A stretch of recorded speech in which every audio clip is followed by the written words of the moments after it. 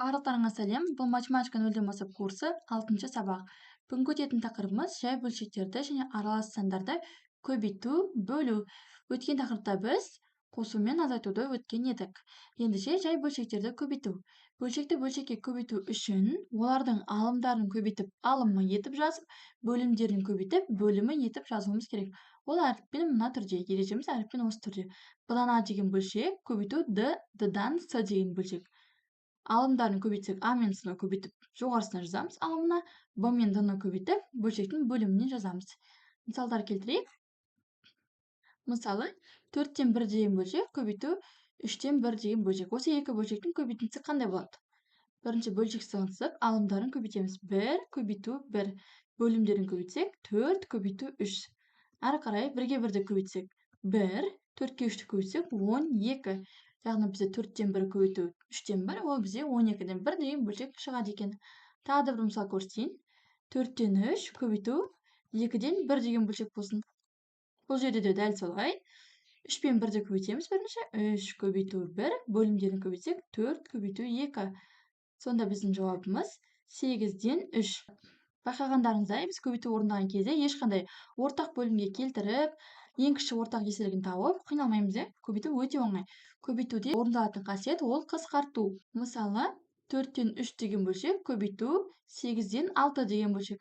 Осы бөлшектерді көбейткен кезде қысқарту амалын орындай аламыз. Мысалы, бірінші бөлшектің алымында тұрған санмен екінші бөлшектің бөлімінде тұрған санды, немесе екінші бөлшектің алымында тұрған санмен бірінші бөлшектің бөлімінде тұрған сандарды қысқартсақ болады. Қысқарту дегеніміз осы екі санды бірдей санға бөліп тастау.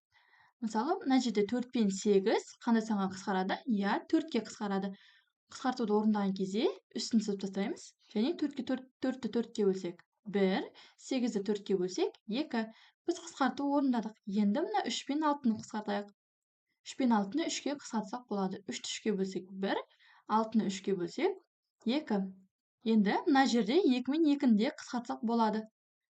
2 мен 2-ні қысқартып тастасақ 1, және 1. 2-ні 2-ке бөлсек 1, 2-ні 2-ке бөлсек 1. Сонда бізде қалған бөлшегіміз 1 бөлу 1 қалды. Ол бізде болады 1-ге тең. Тағы да бір мысал көрсек, мысалы 27-ден 7 көбейту 9-дан 14 болсын. Осы екі бөлшекті көбейту. Осы екі бөлшекті көбейтіп көрейік. Бұны көбейтсек үлкен сандар шығады. Сол үшін біз оны қысқартып тастаймыз. 27 мен 9 қандай санға қысқарады? Я, 9-ға қысқарады. 27-ні 9-ға бөлсек 3, 9-ды 9-ға бөлсек 1. Және 7 мен 14-ті қысқартайық. 7 мен 14 7-ге қысқарады. Қысқартсақ, үстін сызып тастаймыз. 7-ні 7-ге бөлсек 1, 14-ті 7-ге бөлсек 7. Сонда бізде қалған бөлшектерді жазсақ, бөлшек сызығын сызып, 1, 3 көбейту 1 бөлу 7 қалды. Ары қарай жалғастырсақ, осы ереже бойынша алымдарына 1 көбейту 1 деп жазамыз, бөлімдеріне 7 көбейту 3 деп жазамыз. Сонда жауабы 7-ні 3-ке көбейтсек 21, 1-ді 1-ге көбейтсек 1. Сонда бізде 27-тен 7 деген бөлшек пен 14-тен 9 деген бөлшектің көбейтіндісі 21-ден 1-ге тең екен. Қысқартуды мен өткен видео сабақтарда түсіндірген болатынбыз. Бөлшектерді көбейту түсінікті болса, онда келесі тақырыбымыз аралас сандарды көбейту. Аралас сандарды көбейту үшін аралас сандарды бұрыс бөлшек түрінде жазып, бөлшекті бөлшекке көбейту керек. Бұрыс бөлшек түрінде қалай жазамыз? Мысалы, 4,2-ден 1 деген бөлшек болсын, осыны бұрыс бөлшек түрінде қалай жазамыз? Я, бөліміне 2-ні жазамыз, және осы 2 мен бүтін бөлігін көбейтеміз.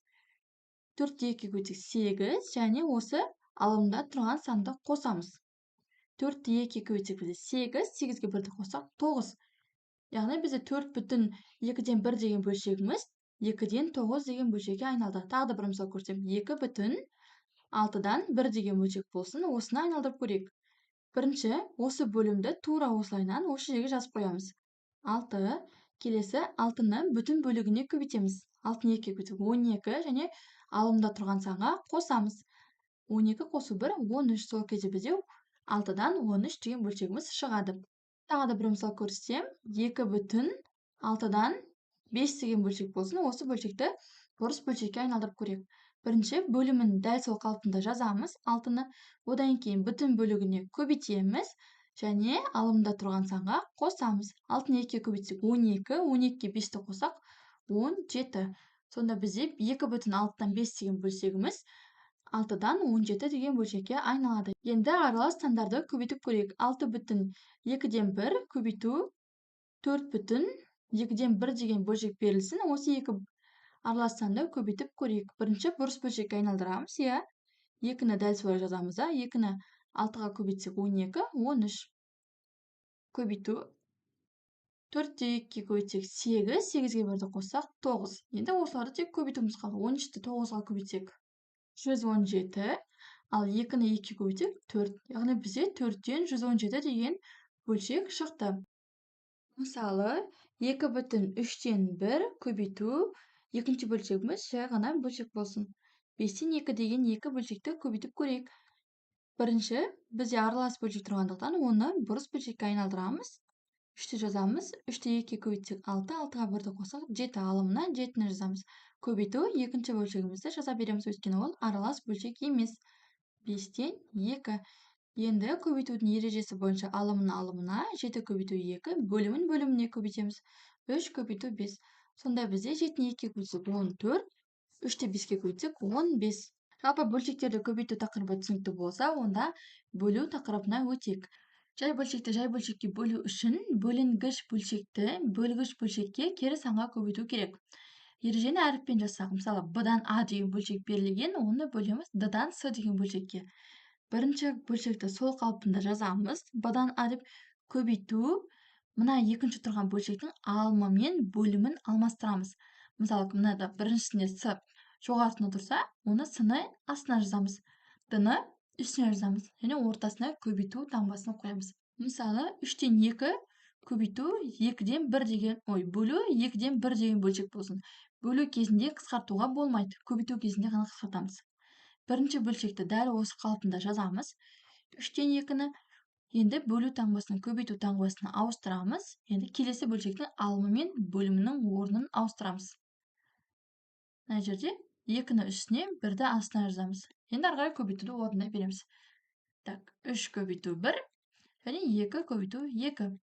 Ол бізде 2-ні 2-ге көбейтсек 4, 3-ті 1-ге көбейтсек 3. 3-тен 4 деген бөлшек шықты. Тағы да бір мысал көрсетейік. Бұл жерде ең маңызды екінші бөлшекті ауыстыруымыз керек. Мысалы, 4-тен 1 көбейту 3-тен 1 деген бөлшек болсын. Бөлу. 4-тен 1 жазамыз бірінші. Келесі бөлу таңбасын көбейту таңбасына ауыстырамыз. Мына бөлшектің алымында тұрған санды бөліміне, бөлімде тұрған санды алымына жазамыз. 3 санын үстіне бөлшектің, ал 1 санын астына жазамыз. Сол кезде бізде 1 көбейту 3 және 4 көбейту 1. Ол бізде болады 3-ті 1-ге көбейтсек 3, бөлімінде 4-тен 3 деген бөлшек шығады екен. Келесі аралас сандарды бөлу. Аралас сандарды аралас сандарға бөлу үшін оны бұрыс бөлшек түрінде жазып, бөлшекті бөлшекке бөлу ережесін керек екен. Мысалы, 4,3-тен 2 бөлу 2,3-тен 1 деген бөлшек болсын. Енді осы екі бөлшекті бөлеміз. Бірінші бұрыс бөлшекке келтіреміз. Бөлімдегі 3-ті жазамыз. 3-ті 4-ге көбейтсек 12, 12-ні 2-ге көбейтсек, 2-ге қоссақ 14. Бөлу таңбасы тұра берсін әлі. Енді келесі бөлшекті бұрыс бөлшекке айналдырсақ 3, 3-те 2-ге көбейтсек 6, 6-ға 1-ді қоссақ 7. Осындай бөлшек шықты. 3-тен 14 бөлу 3-тен 7. Енді бұны көбейтуге айналдырамыз, бөлу үшін. Бөлген кезде бірінші бөлшекті дәл сол қалпында жазамыз. 3-тен 14 көбейту таңбасын алмастырамыз және 7-ден 3 бөлшекті керісінше жазамыз. 3-ті жоғарысына, 7-ні астына. Енді бұл жерде көбейтуге ауысқандықтан қысқартуды орындасақ болады. Қалай орындаймыз? 3 пен 3-ті 3-ге қысқартсақ. 1, 1-ге 3-ге бөліп жіберсек, немесе 3-ге қысқартсақ деп айтамыз. 14 пен 7-ні 7-ге қысқартсақ. 14-ті 7-ге бөлсек 2, 7-ні 7-ге бөлсек 1. Бізде сонда жауабымыз 1 көбейту 1 көбейту 1 көбейту 1. Ол бізде 1-ге тең. 2,6-дан 3 бөлу 4,8-ден 2 деген бөлшек берілсін. Осы екі бөлшекті бөліміз қажет. Бірінші, бұрыс бөлшекке айналдырамыз. Бөліміне 6-ны жазамыз, 2-ге көбейтсек 12, 12-ге 3-ті қоссақ 15. Бұрыс бөлшекке айналдырдық. Енді келесі бөлшекті бұрыс бөлшекке айналдырамыз. Бөлімде 8 тұра берсін. 8-ді 2-ге бөлсек 30, 4-ге бөлсек 32, 32-ге 2-ні қоссақ 34. Енді осыны бөлу үшін бірінші бөлшекті сол қалпында жазамыз. 6-дан 15 көбейту келесі бөлшектің орындарын ауыстырамыз. 8 бөлу 34. Бұл жерде 6 мен 8 2-ге қысқарады. 6-ны 2-ге бөлсек 3, 8-ді 2-ге бөлсек 4. Сонда бізде 15 көбейту 4 қалады. Бөлімде 34 көбейту 3 қалып тұр, иә? 34-ті 3-ке көбейтсек бізде так 12, бір ойда 9, 10, 102 екен. 15-ті 4-ке бөлсек 20, 2-сі ойда 4, 60. Бізде 60 және 102. 60 пен 102 2-ге қысқарады, иә? 2-ге қысқартып көрейік. 60-ты 2-ге бөлсек 30, 102-ні 2-ге бөлсек 51. Яғни біздің жауабымыз 51-ден 30. Бөлшекті жазған кезде ең соңғы жауабын барынша қысқартып жазғанымыз жөн. Осымен сабағымыз аяқталды. Сабақ пайдалы болса каналға тіркеліп, лайк басып кетіңіздер.